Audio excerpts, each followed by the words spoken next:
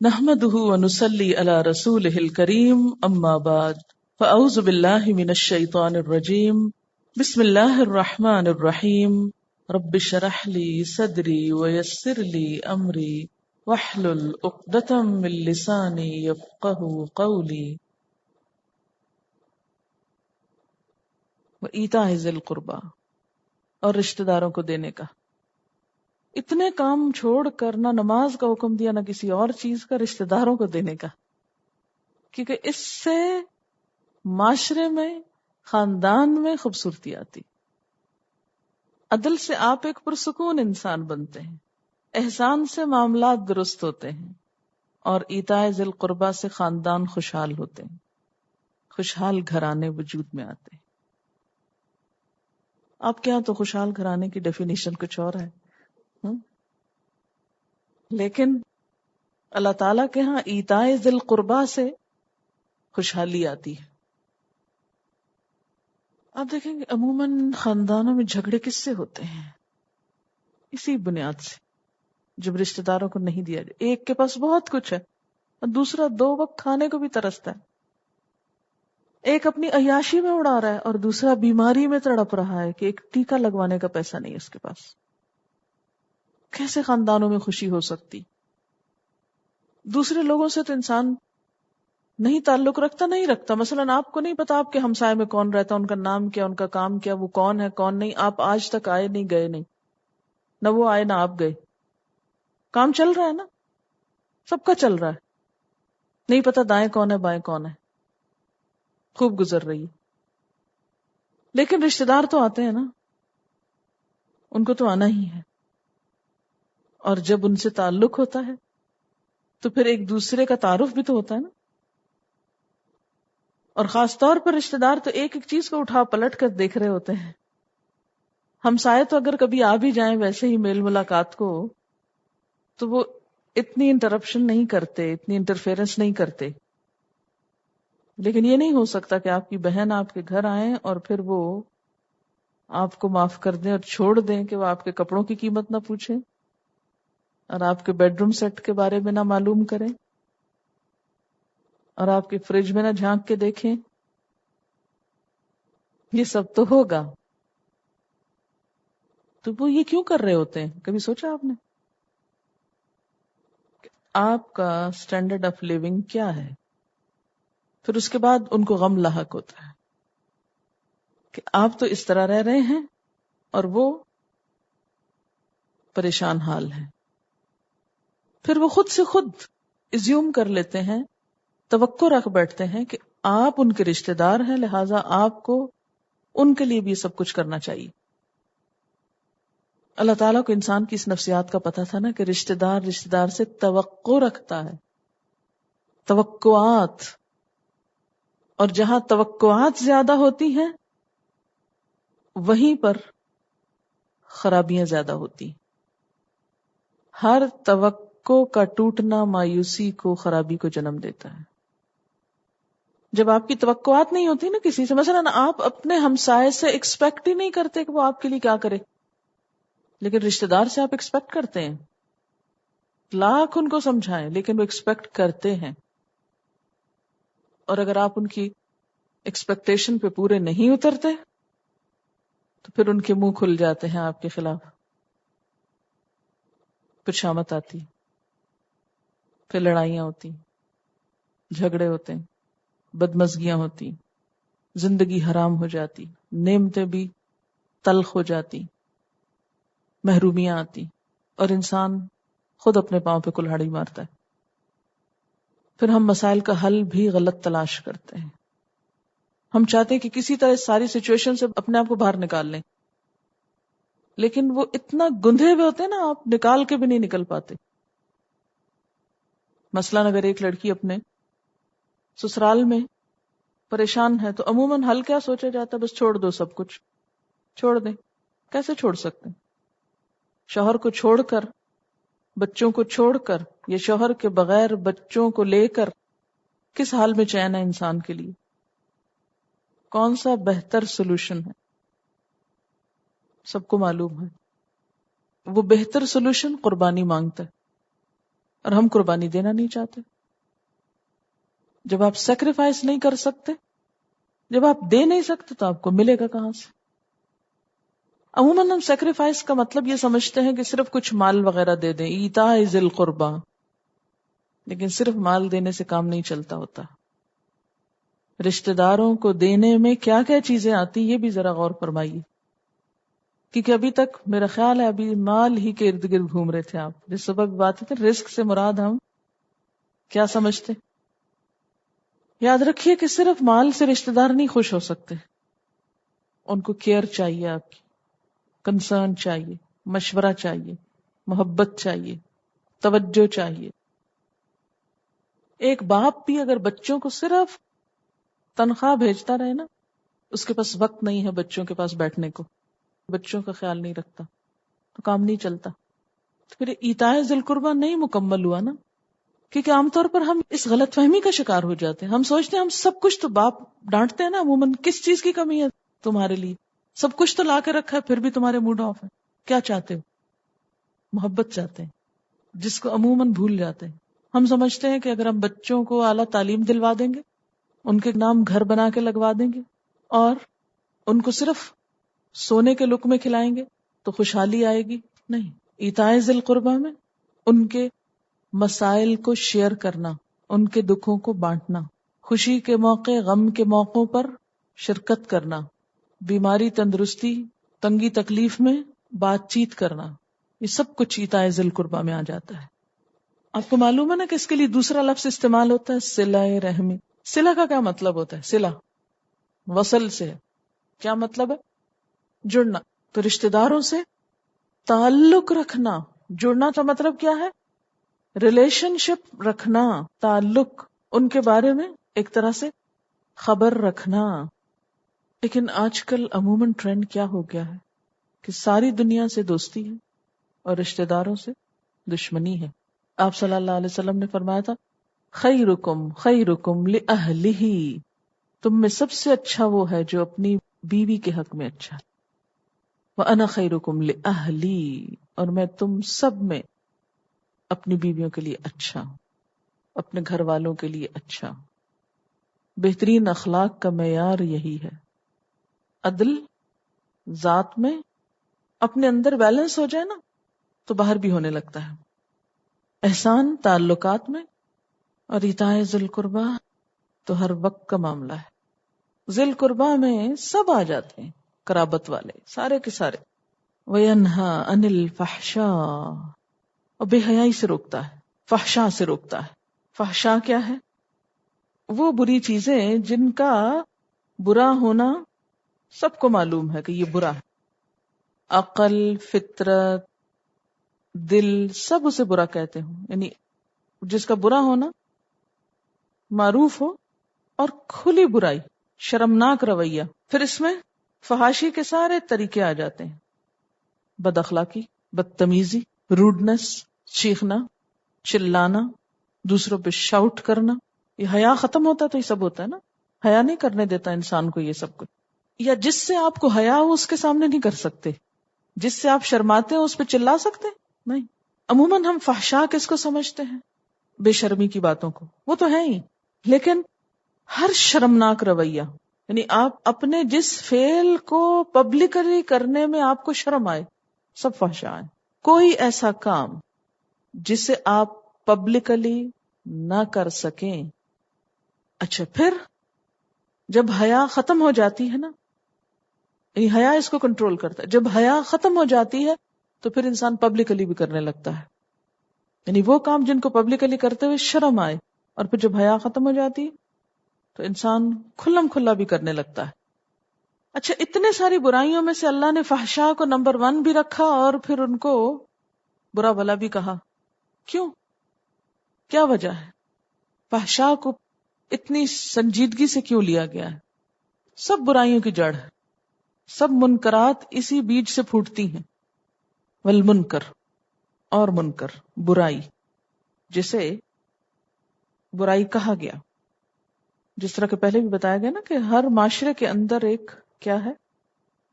منکر، انوکھی چیزیں، ان یوزول، انہونی، ناپسندیدہ. جو ریکمینڈڈ نہ ہو، والبغی اور زیادتی، ظلم. اچھا، ایک عدل ہوتا ہے، ایک انصاف ہوتا ہے. لفظ دونوں پڑھے ہوئے نا، منصف اور عادل. اس میں فرق کیا ہے؟ ایک خفیف سا فرق. انصاف کون سا باب ہے؟ افعال. روٹ کیا ہے؟ نون صاد فے. نصف. نصف کس کو کہتے ہیں؟ آدھا آدھا. ٹھیک ہے. مثلا ایک شخص سیڑھی پر چڑھ رہا ہے 10 کلو وزن لے کر، اور اس کے ساتھ اس کا بچہ بھی ہے یا بوڑھا باپ ہے. اب انصاف کیا کہتا ہے کہ 5-5 کلو دونوں کو پکڑا دو، نصف نصف کر دو. ٹھیک ہے نا؟ لیکن عدل کیا کہتا ہے کہ دونوں کے حال کو دیکھ کر ان کو سامان پکڑاؤ. کہ اگر کوئی بوڑھا ہے تو اس کا حق کیا ہے کہ اس کی رعایت کی جائے، اگر کوئی بچہ ہے تو اس کا حق کیا ہے کہ اس کی بھی رعایت کی جائے. انصاف کیا کہتا ہے؟ سب کو 5-5 پکڑا دو. عدل کیا کہتا ہے؟ اس کے حالات کو دیکھ کر اس سے معاملہ کرو. تو زیادہ بہترین لفظ پھر کون سا ہے؟ عدل. کہ ہر ایک کو اس کا حق دو. اسی لیے آپ دیکھیں کہ بڑوں کا حق کیا ہے؟ احترام. چھوٹوں کا حق کیا ہے؟ شفقت. اور جن چیزوں سے روکا گیا وہ خوب کرتے ہیں. وَيَنْهَى عَنِ الْفَحْشَاءِ، بالکل اپوزٹ. فحش کام، خواہ زبان کی فحاشی ہو، گالی گلوچ ہو، غلط لفظوں کا استعمال ہو. آپ نے دیکھا ہوگا کہ پڑھے لکھے لوگ بعض اوقات گالیاں دیتے سنے گئے. اتنی حیرت ہوتی ہے نا کہ چلے تھوڑا بہت غصہ کرنا تو اور بات ہے، لیکن ایسے ایسے غلیظ قسم کے لفظ لوگ بولتے ہیں، یہ لگتا ہے کہ اندر بھی کیچڑ ہی بھرا ہوا ہے. دیکھیں کیچڑ ہو تو اچھلتا نا، اگر اندر پاکیزگی ہو تو منہ پہ کیچڑ نہیں آ سکتا، کم از کم گالی نہیں آ سکتی. مسلمان کو گالی دینا کیا ہے؟ فسق، بد زبانی، بد اخلاقی. تو گالیاں بھی فحشا میں آتی ہیں. فحشا یعنی فرم رویہ، ڈانٹ ڈپٹ سب اپنی جگہ ہے. بعض اوقات اس کی ضرورت ہوتی ہے، جیسے مکھی کاٹتی ہے لیکن گندگی نہیں پھینک رہی ہوتی، بس کاٹتی. فحشا کیا ہے؟ گندگی. والمنکر، ہر وہ برائی جو عقل بھی بری کہے اس کو اور شریعت بھی برا کہے اس کو. والبغی، ظلم زیادتی جو عدل کے خلاف ہے. احسان پسندیدہ ہے، منکر ناپسندیدہ. عدل، بغی، منکر احسان کے ساتھ. یعظکم لعلکم تذکرون، وہ خود اللہ نے حکم دیا ہے تم کو، اس کو میری باتیں نہ سمجھو. کسی نے لکھا ہے صبح صبح میرے شوہر کے ساتھ میری کھٹ پٹ ہو گئی. بات معمولی سی تھی مگر جیسا کہ عموماً ان حالات میں ہوتا ہے بات بڑھ گئی، خاصا کھچاؤ پیدا ہو گیا. میں اپنے شوہر کو یہ تک کہہ آئی کہ شام کو کھل کر بات ہوگی. کھل کر بات کرنے کا مطلب یقیناً مزید جھگڑا تھا. تفسیر کی کلاس میں جو پہلی آیت کھلی وہ سورۃ النحل آیت 90 تھی. اللہ انصاف کا، احسان کا اور رشتہ داروں کو دینے کا حکم دیتا ہے.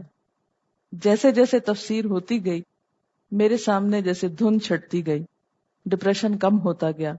یوں محسوس ہوا کہ بس اللہ نے یہ آیت میرے مسئلے کے حل کے لیے اتاری ہے. گھر جا کر میں نے رویہ بالکل نارمل کر لیا.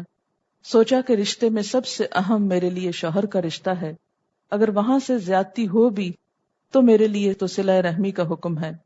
اب واضح طور پر قرآن پڑھ کر بھی عمل نہ کیا تو ہدایت کب ملے گی؟ میرے رویے کی اس تبدیلی نے اتنا مثبت اثر کیا کہ میرے شوہر نے خود غلطی کو ریئلائز کیا. سوچتی ہوں اگر قرآن میرا دوست اور رہنما نہ ہوتا تو گھر میں ٹھیک ٹھاک ہنگامہ ہوتا، مہمان جو آئے ہوئے تھے وہ تماشا دیکھتے. اللہ صبر اور شکر کا بار بار ذکر کرتا ہے، اس کا پھل اللہ آخرت میں تو دے گا ہی، دنیا میں بھی اس کے مثبت اثرات دکھا دیتا ہے. قرآن سے بہتر سائیکو تھراپسٹ کوئی ہے ہی نہیں. دل چاہتا ہے وہ تمام لوگ جو ڈپریشن کے مارے ڈاکٹروں کے پیچھے بھاگتے ہیں ان کو کھینچ کر ادھر اس خزانے کی طرف لے آؤں. ان اللہ یأمر بالعدل والإحسان وإیتاء ذی القربى وَيَنْهَى عَنِ الْفَحْشَاءِ وَالْمُنْكَرِ وَالْبَغْيِ يَعِظُكُمْ لَعَلَّكُمْ تَذَكَّرُونَ۔ قرآن پاک میں اللہ تعالیٰ نے بے شمار حکم دیے ہیں، لیکن اس انداز میں واضح طور پر حکم کا لفظ نہیں ملتا کہ اللہ حکم دیتا ہے یہ کام کرنے کا۔ بعض اوقات یہ ہوتا ہے نا کہ یہ کر لو، مثلا اقیم الصلاۃ، نماز قائم کرو، آتوا الزکات، زکات دو، لیکن یہاں پر حکم کا لفظ بھی بولا گیا ہے، ان اللہ یأمر۔ صرف اور جگہوں پر کیا کہا گیا؟ اعدلوا، احسنوا، لیکن یہاں کیا ہے؟ یأمر، جو ایک طرح سے تاکید بھی ہے۔ اور ہم سب اپنے پاس کسی ایسی جگہ پر جس پہ بار بار ہماری نگاہ پڑے اور ہم اسے دیکھ کر اپنا جائزہ لے سکیں، مثلا اپنے شیشے کے اوپر ایک چھوٹی سی اسٹرپ پر لکھ لیجئے کہ کرنے کے 3 کام: عدل، احسان، رشتہ داروں کو دینا; نہ کرنے کے کام: فحشاء، منکر اور بغی، ظلم و زیادتی۔ بغی کی بجائے ظلم و زیادتی لکھ لیں، اور پھر اکثر اپنے آپ کو چیک کریں کہ کرنے کے کام کر رہی ہوں، لوگوں کو ان کا حق دیتی ہوں اور حق سے بڑھ کر احسان بھی ہے، اور کیا رشتہ داروں کے حقوق کا لحاظ اور پاس کر رہی ہوں، اور اسی طرح کہیں میری زندگی میں فحش، منکر اور ظلم کا دخل تو نہیں۔ خود سے سوال کیا کریں، کیونکہ یہ اللہ کا تاکیدی حکم ہے اور اس کے بارے میں پوچھا جائے گا۔ اور ابن ماجہ کی روایت ہے، قطع رحمی اور بغی یعنی ظلم و زیادتی دونوں جرم اللہ کو اتنے ناپسند ہیں کہ اللہ تعالی کی طرف سے آخرت کے علاوہ دنیا میں بھی ان کی فوری سزا کا امکان غالب رہتا ہے، یعنی ان کی پکڑ دنیا میں بھی ہوتی۔ کس کی؟ قطع رحمی اور ظلم و زیادتی۔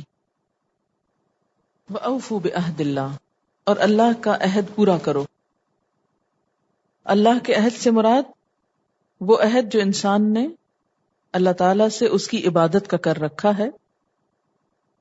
عہد الست کے موقع پر الست بربکم، اور پھر کلمہ لا الہ الا اللہ پڑھ کر اس کو پکا کیا۔ لا الہ الا اللہ دراصل ایک عہد ہے۔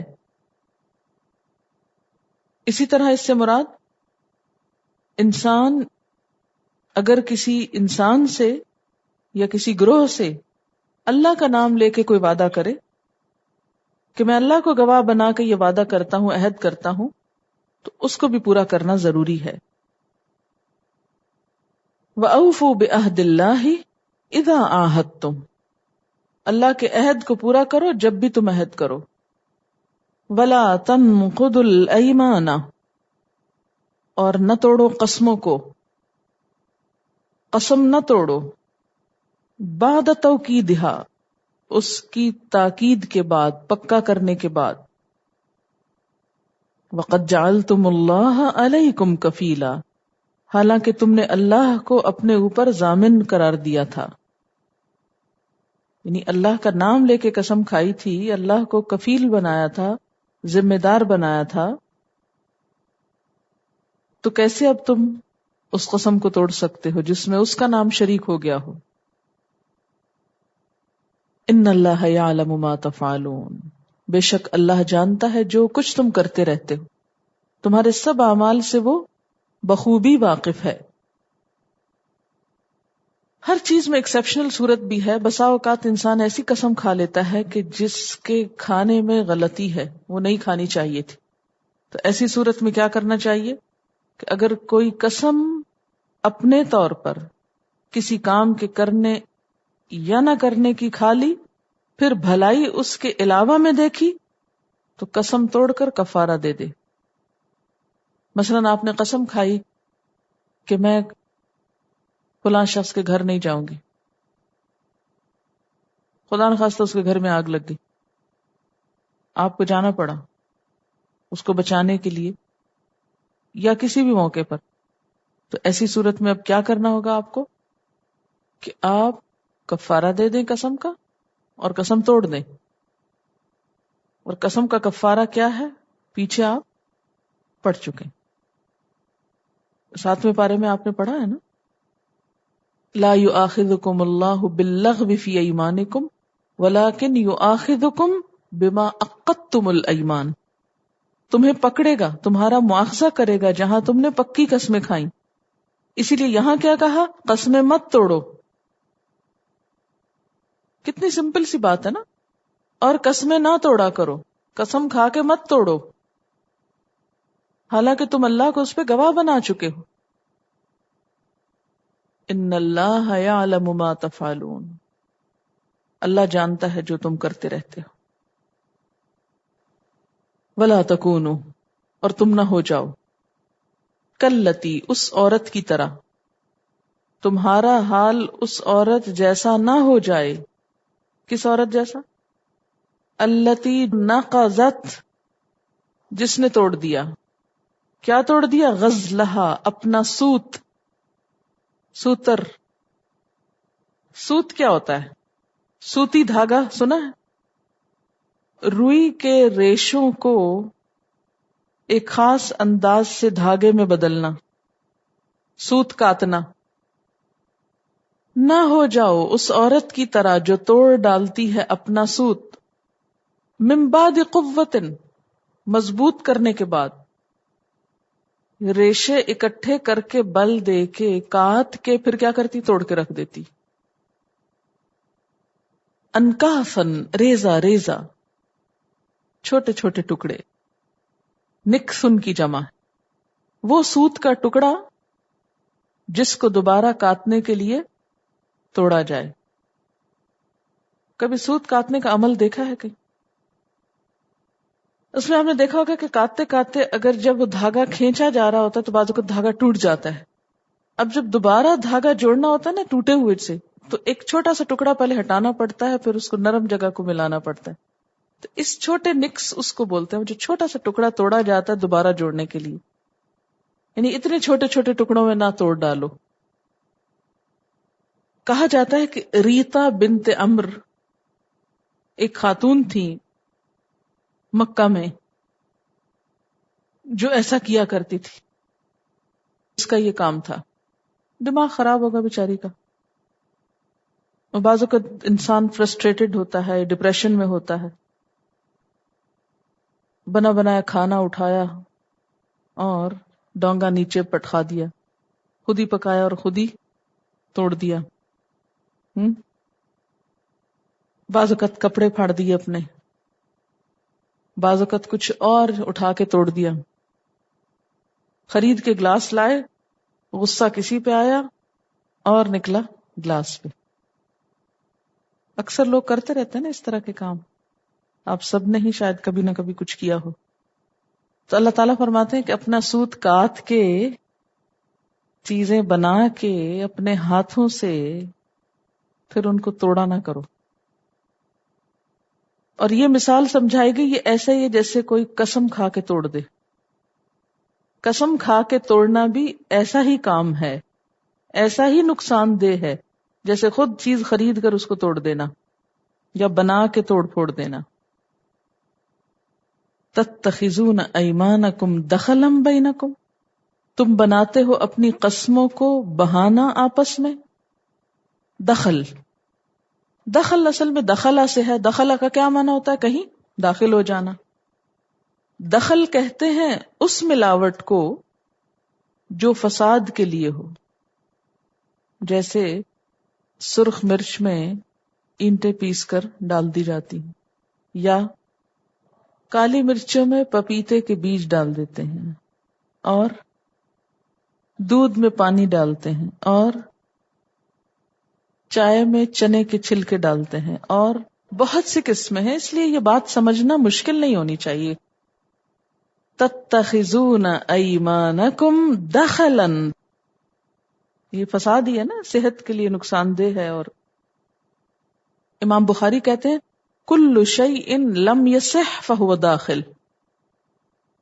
ہر وہ چیز جو درست نہ ہو تو اس کو داخل یا دخل بولتے ہیں. اللہ تعالیٰ فرما رہے ہیں کہ اپنی قسموں کو دخل نہ بناؤ. پھر کیا ہوئی چیز؟ فساد کا ذریعہ نہ بناؤ، دغا، دھوکہ، فریب، ملاوٹ نہ بناؤ. بینکم، آپس میں، یعنی اپنی قسموں کو آپس کے معاملات میں، آپس میں سے مراد کیا ہے؟ آپس کے معاملات میں مکر و فریب کا ہتھیار بناتے ہو. تتخذون ایمانکم دخلا بینکم، تم بناتے ہو اپنی قسموں کو کیا؟ دخل، بہانہ، ملاوٹ، دغا، فساد. یعنی قسموں کے ذریعے فساد کھڑا کرتے ہو، یہ کہہ لیں، مراد کہیں. ایسا کیوں کرتے ہو؟ ان تکونا، ان کا معنی ہے کیا؟ تاکہ ہو جائے، تکونا ہو جائے، امتن، ایک قوم، ہی اربا، وہ بڑھی ہوئی، من امتن، دوسری قوم سے. یعنی قسمیں کھا کے ایک قوم کی شان و شوکت بڑھاتے ہو دوسری قوم پر، دوسرے گروہ پر. عموماً قسم کیوں کھائی جاتی؟ کہتے ہیں جو اپنے جھوٹ کو چھپانا چاہتے. اچھا، جھوٹ کو کیوں چھپاتے ہیں آپ؟ اپنی شان بڑھانے کے لیے. فرمایا یعنی کہ مراد کیا ہوئی پھر؟ کہ اپنی شان بڑھانے کے لیے، یعنی ایک گروہ اپنی شان بڑھانے کے لیے جھوٹی قسموں کا سہارا نہ لے، جھوٹی قسموں سے اپنی شان نہ بڑھائے. ایک قوم دوسری قوم سے بڑھ کر فائدے حاصل نہ کرے. کس کے ذریعے؟ قسموں کے ذریعے. اچھا، اربا کا لفظ جو ہے نا ربا سے ہے. ربا ہوتا ہے نا بڑھنا، ربا سے اربا، زیادہ چڑھا ہوا. مراد کیا ہے؟ مال یا گنتی میں زیادہ ہونا.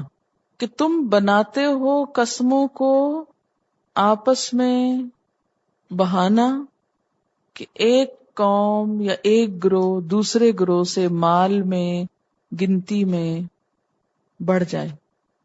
یعنی جھوٹی قسموں کے ذریعے دنیاوی فائدے حاصل کرتے ہو. سمپلی معنی یہ بنتا ہے ان تکونا، کہ ہو جائے. آپ دیکھیں کہ سوت کاتنا کیا ہے دراصل؟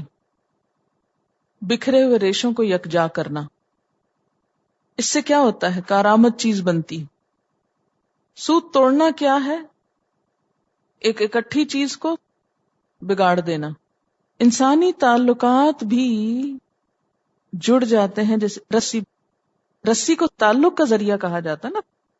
قیامت کے دن اسباب ٹوٹ جائیں گے. وَتَقَطَّعَتْ بِهِمُ الْأَسْبَابُ، تو کیا معنی ہے اسباب کا؟ تعلقات. اسباب کیا ہیں؟ تعلقات. تو فرمایا کہ تم اپنے تعلقات جو ہیں ان کو خراب نہ کرو، توڑو مت، بگاڑو مت. اس لیے کہ تعلقات جب اچھے ہوتے ہیں تو کیا ہوتا ہے؟ آپ کے شوہر بیوی کے تعلقات اچھے ہوں تو اس کا خوشگوار اثر کس پہ پڑتا ہے؟ بچوں پہ پڑتا ہے، خاندان پہ پڑتا ہے، گھر کے کاموں پہ پڑتا ہے. اور اگر شوہر بیوی کے درمیان تعلقات بگاڑ کا شکار ہوں تو اس کا اثر بچوں پہ بھی پڑتا ہے، کھانا پکانے پہ بھی پڑتا ہے، اور شوہر کے دفتر پہ بھی پڑتا ہے، ہر چیز پہ پڑتا ہے نا. تو سوت کی مثال جو دی گئی وہ کیا ہے؟ بکھرے ریشے جب ایک دھاگے میں پروئے گئے تو اس سے کیا کچھ نہیں بنتا. سب لباس اسی سے بنتا ہے نا، پردے آپ کے اس سے بنتے ہیں، کارپیٹس بنتے ہیں، بہت کچھ بنتا ہے. بکھرے ریشے جڑتے ہیں تو ان کے باہم اتفاق، اتحاد سے تعمیر ہوتی ہے. اور اگر ان جڑے ریشوں کو توڑ دیا جائے تو اس کا نقصان ہوتا ہے. تو جس معاشرے میں باہمی تعلقات اسموتھ نہیں ہوتے وہاں فساد ہی فساد ہوتا ہے، بگاڑ ہی بگاڑ ہوتا ہے. وآخر دعوانا ان الحمد للہ رب العالمین. سبحانک اللہم وبحمدک نشہد ان لا الہ الا انت نستغفرک ونتوب الیک. السلام علیکم ورحمۃ اللہ وبرکاتہ.